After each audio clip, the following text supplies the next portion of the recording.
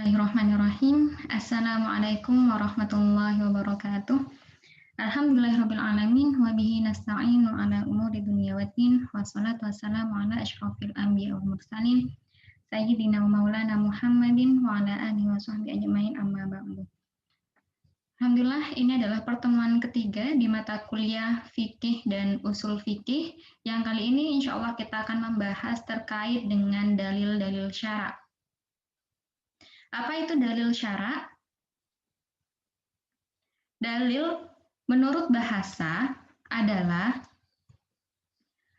yang menunjukkan terhadap sesuatu. Menurut istilah fuqaha, dalil adalah sesuatu yang dengan mengetahuinya memastikan adanya pengetahuan yang pasti tentang sesuatu. Atau dalil syara' juga bisa didefinisikan dengan huwallazi yuttakhadhu hujjatan ala annal mahbusa anhu hukmun syar'iyyun. Sesuatu yang dijadikan hujjah, bahwa yang dibahas oleh hujjah tersebut merupakan hukum syara'. Pekan kemarin kita sudah membahas apa itu definisi hukum syara' dan siapa pembuat atau yang berhak mengeluarkan hukum. Kita sudah membahasnya di pekan kemarin. Nah, dalil syara' ini tidak sama dengan sumber hukum. Kenapa? Karena yang disebut sumber itu hanya dua, Al-Quran dan As-Sunnah. Nah, sedangkan dalil adalah apa yang digunakan untuk menghasilkan hukum yang terkandung dalam Al-Quran dan As-Sunnah.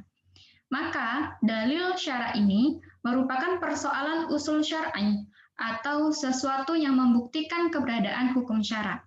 Karena itu, substansi dalil tersebut harus qat'i, harus pasti, sebagai hujjah yang dinyatakan oleh wahyu. Dalil syara' di sini tergolong menjadi 4 bagian, ya, yang bisa dikatakan sebagai dalil syara' dan disepakati oleh jumhur ulama. Yang pertama, yaitu adalah Al-Quran. Al-Quran adalah kalamullah yang diturunkan kepada Rasulullah Muhammad SAW dalam bentuk wahyu melalui perantaraan Jibril alaihissalam. Lafaz dan maknanya dari Allah. Menjadi mukjizat, membacanya adalah ibadah yang ia diriwayatkan kepada kita secara mutawatir. Nah, di dalam Al-Quran, di situ terdapat ayat-ayat muhkam dan mutasyabih. Apa itu muhkam dan mutasyabih? Mungkin teman-teman di sini sudah pernah mendengar itu. Kita akan review lagi. Muhkam di sini adalah yang tampak maknanya dan tersingkap maknanya, sehingga bisa menghilangkan kemungkinan lain. Sebagaimana firman Allah di dalam surat Al-Baqarah ayat 275. Wa ahallallahu al-bai'a wa harramar riba. Padahal Allah telah menghalalkan jual beli dan mengharamkan riba. Nah, maka di sini ayat ini sudah bisa kita pahami bahwasanya riba itu haram tanpa ada kompromi sedikit pun. Kemudian dengan ayat mutasyabih. Apa itu ayat mutasyabih? Dia adalah yang mengandung lebih dari satu makna, baik sama derajatnya ataupun tidak sama. Misalnya apa? Ketika Allah berfirman di dalam surat Al-Baqarah ayat 228. Wal mutallaqatu yatarabbasna bi anfusihinna thalathata quru. Nah, kata quru di sini dia itu memiliki dua makna, yang berarti suci dan haid. Artinya wanita-wanita yang ditalak hendaklah menahan diri menunggu 3 kali quru, artinya 3 kali suci, atau 3 kali haid. Nah, di sini ada dua makna. Atau ketika Allah berfirman di dalam surat Al-Maidah ayat 6, aula mastumun nisa. Lamasa, kata lamasa, menyentuh. Yang dimaksud di sini berarti menyentuh dengan tangan atau menyentuh dalam artian jima. Nah, di sini yang dimaksud dengan ayat mutasyabih, dia memiliki lebih dari satu makna. Maka mutasyabih tidak bisa kita katakan bahwasanya Al-Quran atau ayat Al-Quran tidak bisa dipahami maknanya. Karena di dalam Al-Quran tidak terdapat satu kata pun yang tidak bisa dipahami maknanya. Kalau Al-Quran itu mengandung satu kata yang tidak bisa dipahami, maka hal ini akan mengeluarkan Al-Quran dari statusnya sebagai penjelas bagi manusia. Allah sudah berfirman di dalam surat Ali Imran ayat 138, Hadza bayanul linnas. Ini adalah penerangan, ya, Al-Quran ini adalah penerangan bagi seluruh manusia. Yang selanjutnya adalah sunnah. Apa itu sunnah? Menurut ulama usul fikih, sunnah adalah perkataan, perbuatan, dan juga takrir terhadap suatu perkataan atau perbuatan yang datang dari Rasulullah SAW. Nah, di sini ya, sunnah itu merupakan hujjah. Dalil atas kehujjahannya adalah firman Allah di dalam surat An-Najm ayat 3-4, "Wa ma yantiqu 'anil hawa in huwa illa wahyu yuha." Dan tiadalah yang diucapkannya itu Al-Quran menurut kemauan hawa nafsunya. Ucapannya itu tiada lain hanyalah wahyu yang diwahyukan kepadanya. Ada beberapa dalil lainnya yang juga menunjukkan kehujjahannya sunnah. Nah, sunnah di sini merupakan hujjah yang harus diikuti dalam bentuk yang sesuai dengan ketentuan yang dibawanya. Baik sunnah tersebut berbentuk tuntutan secara pasti, yaitu wajib, atau tidak pasti, atau mandub, ya, atau memberikan pilihan, yaitu mubah. Termasuk juga apakah sunnah berbentuk tuntutan untuk meninggalkan sesuatu secara pasti, yaitu haram, atau tidak pasti, yaitu makruh. Nah, ini hukum-hukum tersebut yang sudah kita pelajari di pertemuan pekan lalu. Nah, maka ittiba, mengikuti Rasul itu adalah wajib sesuai dengan ketentuannya. Mana hal-hal yang kemudian Rasul mengatakan atau memerintahkan itu wajib, berarti wajib bagi umatnya untuk melaksanakan. Tetapi jika itu dikatakan bahwa hukumnya sunnah, maka tidak wajib untuk kita laksanakan. Begitu konsekuensi bagi hukum-hukum yang lainnya. Selanjutnya adalah ijma'. Ijma' menurut istilah ahli usul fikih adalah kesepakatan atas hukum suatu peristiwa dan bahwa hukum tersebut merupakan hukum syarat. Nah, di sini terdapat perselisihan tentang siapa yang ijma'nya bisa menjadi dalil syarat. Ada yang mengatakan ijma' yang menjadi dalil adalah ijma' umat Muhammad. Yang lain mengatakan bukan ijma' ulama. Jadi bukan ijma' umat Muhammad, melainkan ijma' ulama terhadap salah satu hukum syarak. Pendapat lain mengatakan ijma' yang dimaksud adalah ijma' penduduk Madinah. Dan ada pula yang mengatakan bahwa di sini ijma' sahabat. Nah, di sini dikatakan di poin ketiga ini yang menjadi dalil syarak adalah ijma' sahabat. Nah, kita pahami dulu satu per satu sehingga apa yang kita jadikan dalil syarak ini memanglah patut untuk dijadikan sebagai hujjah. Nah, berdasarkan definisi ijma' menurut istilah dari ahli usul fikih, maka yang dimaksud dengan ijma' adalah ijma' yang bisa menjadi dalil syarak. Karena dalil-dalil syarak adalah yang terdapat di dalam Al-Quran dan As-Sunnah. Maka hal ini memberikan arti bahwa ijma' yang dipandang sebagai dalil adalah ijma' yang dijelaskan dengan dalil yang tidak mereka riwayatkan. Karena orang-orang yang melakukan kesepakatan telah mengetahui dalilnya meskipun tidak mengucapkannya. Kelompok manusia yang bisa dinyatakan bahwa kesepakatan mereka terungkapkan berdasarkan dalil adalah orang-orang yang senantiasa menyertai Rasulullah dan melihat Rasul. Siapa lagi kalau bukan para sahabat? Selain para sahabat, tidak mungkin ijma' mereka terungkapkan berdasarkan dalil. Oleh karena itu, ijma' sahabatlah yang bisa dinyatakan dan ia terungkap dari dalil.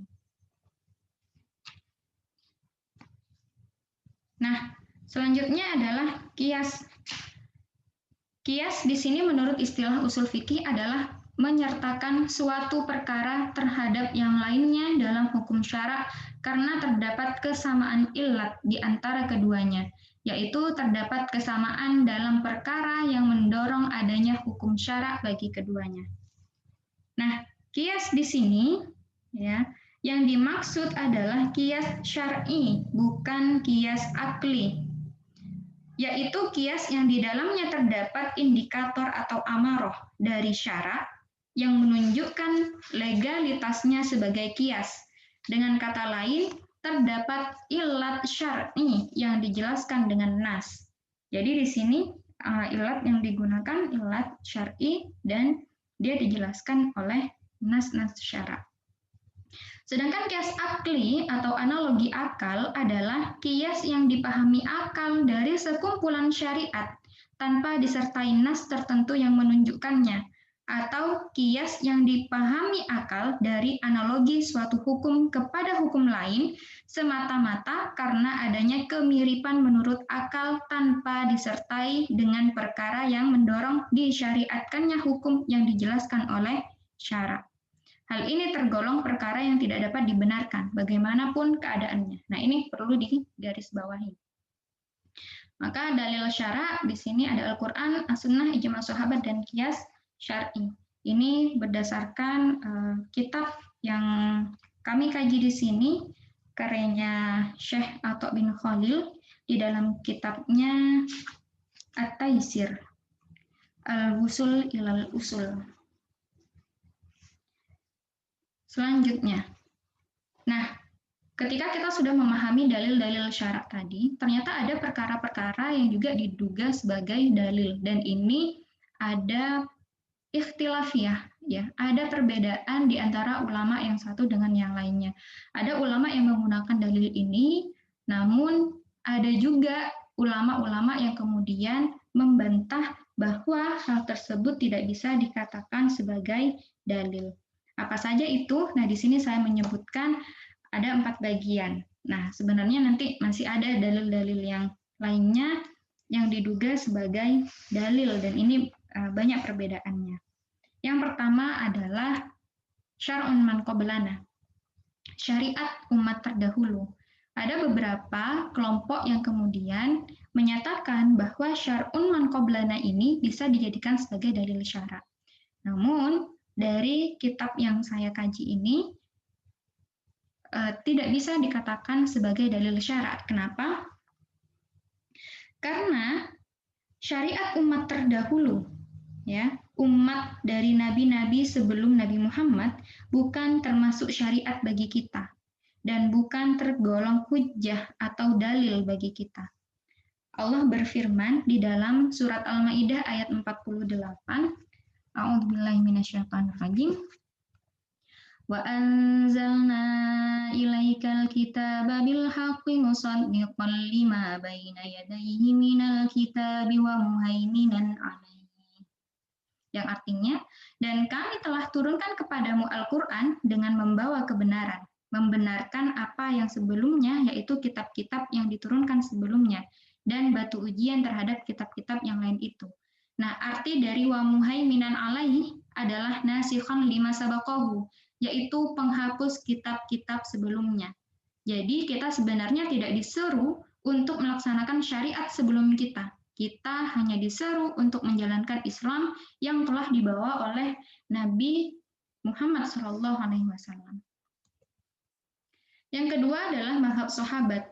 Ini juga di beberapa kalangan dikatakan sebagai dalil syara. Namun di sini saya akan menjelaskan terkait dengan bahwasannya ada ulama yang tidak mengakui mazhab sahabat ini sebagai dalil syara. Kenapa? Karena Allah berfirman di dalam surat An-Nisa ayat 59. Fa-in tanaza'tum fi syai'in farudduhu ilallahi war rasul. Kemudian, jika kamu berlainan pendapat tentang sesuatu, maka kembalikanlah ia kepada Allah dan Rasul. Artinya, kembalikan lagi kepada Al-Quran dan Sunnahnya. Nah, di dalam ayat ini, Allah telah mewajibkan untuk mengembalikan seluruh perkara yang diperselisihkan hanya kepada dua hal, kepada Allah dan Rasul. Nah, para sahabat di sini telah sepakat atas kebolehan menyelisihi sahabat lain secara perorangan. Andai kata pendapat seorang sahabat merupakan hujjah, maka pasti setiap sahabat wajib mengikuti pendapat sahabat yang lainnya. Baik, selanjutnya adalah istihsan. Apa itu istihsan? Secara bahasa, dia itu dari kata al-hasan yang berarti memandang baik suatu perkara. Nah, secara istilahnya, istihsan diartikan dengan dalil yang cacat pada benak seorang mujtahid dan tidak kuasa untuk menampakkannya karena tidak ada dukungan al-ibarah atau redaksi untuk mengungkapkannya. Nah, di sini sebagian ulama mendefinisikannya dengan beralih dari konsekuensi suatu kias kepada kias lain yang lebih kuat. Mereka juga menganggap termasuk bagian dari istihsan adalah beralih dari kias kepada nas, baik Alkitab, as-sunnah, ataupun adat. Begitu juga termasuk istihsan adalah mengalihkan suatu permasalahan dari suatu hukum tentang masalah-masalah yang sejenis kepada hukum lain karena adanya aspek yang lebih kuat yang mengharuskan peralihan tersebut. Contohnya di dalam firman Allah surat Al-Baqarah ayat 233. A'udzubillahi minasyaitonirrajim. Wal walidatu yurdi'na auladahunna haulaini kamilaini liman arada an yutimma ar-radha'ah. Para ibu hendaklah menyusukan anak-anaknya selama 2 tahun penuh, yaitu bagi yang ingin menyempurnakan penyusuan. Ini contohnya ya di dalam surat Al-Baqarah 233. Nah, mereka para penganut istihsan beralih dari konsekuensi keumuman ayat tersebut, yaitu yang berlaku bagi setiap ibu adalah apa? Menyusui anaknya selama 2 tahun penuh. Kemudian mereka mengkhususkannya pada ibu yang biasanya tidak suka menyusui anaknya. Nah, mereka mengecualikannya dari hukum yang ada pada ayat tersebut. Nah, maka di sini tidak ada kemudian nas lain yang menyampaikan adanya kekhususan pada seorang ibu yang biasanya tidak suka menyusui anaknya. Padahal di dalam surat Al-Baqarah ini diperintahkan atau ada anjuran ya, ada anjuran seorang ibu untuk menyusui anak-anaknya selama 2 tahun penuh itu kalau ingin menyempurnakan penyusuan. Nah, istihsan di sini bukan termasuk dalil. Jika istihsan merupakan peralihan kepada dalil yang lebih kuat, maka sebenarnya hal itu termasuk fakta atau topik tentang tarjih di antara dalil-dalil dan fakta tentang kekuatan dalil. Jadi memang bagaimana gitu kita memahami sebuah fakta dan juga memahami sebuah dalil itu akan berefek kepada hukum yang dihasilkan. Baik, yang selanjutnya adalah masalihul mursalah. Para ulama ini penganut masalihul mursalah mendefinisikan dengan kemaslahatan yang tidak dijelaskan oleh dalil khusus yang mengakuinya atau mencampakkannya. Kemudian kemaslahatan itu diambil padahal tidak ada nas yang mengakuinya dengan syarat ketika diambil berakibat tertolaknya suatu kesulitan. Contohnya di sini, ketika Rasulullah bersabda, al-bayyinatu ala man da'a wal yaminu ala man ankara. Yang artinya bukti atas penuntut atau pendakwa dan sumpah atas orang yang mengingkarinya, yaitu yang terdakwa. Ini Tirmidzi, hadis riwayat Tirmidzi dari Ibnu Abbas. Hadis ini hasan sahih. Para penganut masalihul mursalah kemudian mereka mengatakan tidak mewajibkan sumpah pada terdakwa kecuali jika antara terdakwa dan pendakwa terdapat suatu hubungan. Hal ini dilakukan agar orang-orang yang bodoh tidak berani kepada kalangan terhormat sehingga akan menyerahkan mereka ke pengadilan dengan dakwaan-dakwaan dusta. Nah, maka berdasarkan definisi ini jelas sekali bahwa sebenarnya masalihul mursalah bukan termasuk dalil. Nah, di sini ada beberapa hal yang kemudian tidak bisa dikatakan sebagai masalihul mursalah, ya, karena firman Allah yang menyatakan di dalam surat Asy-Syura ayat 10 yang artinya tentang suatu apapun kamu berselisih, maka putusannya terserah kepada Allah. Kemudian di dalam surat An-Nisa ayat 59, kemudian jika kamu berlainan pendapat tentang sesuatu, maka kembalikanlah ia kepada Al-Quran dan As-Sunnah. Di surat Al-Qiyamah ayat 36, apakah manusia mengira bahwa ia akan dibiarkan begitu saja tanpa pertanggungjawaban? Nah, dari ayat-ayat ini jelas bahwa segala sesuatu sebenarnya telah dijelaskan. Maka bagaimana mungkin bisa dikatakan terdapat perkara yang tidak diakui oleh syara dan dicampakkannya? Alasan yang kedua adalah kemaslahatan yang sebenarnya adalah kemaslahatan berdasarkan dalil syara, di mana ada perintah syara, maka di sana pasti terdapat kemaslahatan. Syara-lah yang menetapkan kemaslahatan, sedangkan istislah menghukumi berdasarkan masalih mursalah adalah menghukumi yang didasarkan pada maslahat yang tidak ditetapkan oleh syara. Oleh karenanya, masalihul mursalah bukan tergolong sebagai hujjah. Alasan yang ketiga, ini membangun suatu hukum atas dasar kemaslahatan yang tidak diakui oleh syara, berarti menjadikan akal yang tidak didukung oleh dalil sebagai hakim. Nah, ini tidak diperbolehkan. Ini terkait dengan hakim, kemudian syara itu seperti apa, kembali lagi ke pembahasan yang sudah pernah dibahas sebelumnya. Nah, mungkin cukup ini dulu yang bisa kami sampaikan.